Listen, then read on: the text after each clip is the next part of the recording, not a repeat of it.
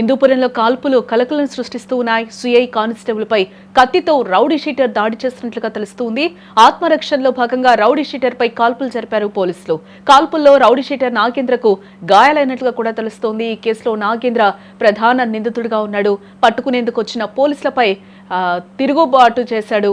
అలాగే నాగేంద్రపై ఏపీ, కర్ణాటక రాష్ట్రాల్లో ఇప్పటికే 90 కేసులు నమోదైనట్లుగా కూడా తెలుస్తోంది.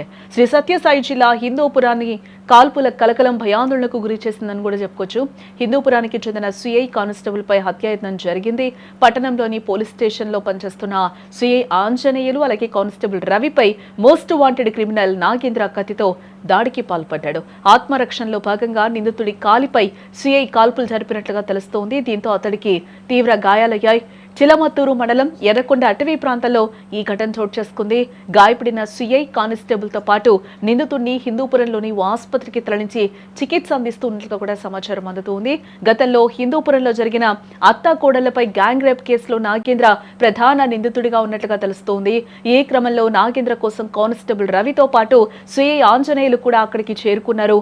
ఈ క్రమంలో పోలీసులు గమనించిన రౌడీ షీటర్ నాగేంద్ర వారిపై ఒక్కసారిగా తిరగబడినట్లుగా తెలుస్తోంది.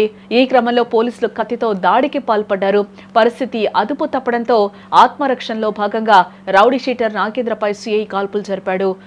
ఈ కాల్పుల్లో నాగేంద్ర గాయపడినట్లుగా తెలుస్తోంది. అతని స్థానిక ఆసుపత్రికి తరలించారు. అయితే నాగేంద్రపై తెలుగు రాష్ట్రాలతో పాటు కర్ణాటకలో మొత్తం 90కి పైగా కేసులు నమోదైనట్లుగా తెలుస్తోంది.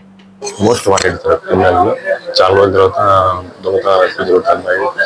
మా ఆఫీసర్స్ నుంచి మన ఇన్ఫర్మేషన్ పెట్టుకోవాలని చెప్పింది మన డిఎస్పీ గారు శివ అని చెప్పేసి మా క్రైమ్ కానిస్టేబుల్ శివకి ఇన్ఫర్మేషన్ చేశారు. వాళ్ళకి సార్ పోయేసి వాడు మార్నింగ్ లేపాస్టర్లో వెళ్తాడు, కొంచెం అబ్జర్వ్ చేసి పెట్టుకుంటే నేను వెళ్ళాను సార్. నేను శివ వచ్చి అబ్జర్వ్ చేసుకుంటా ఉన్నాను.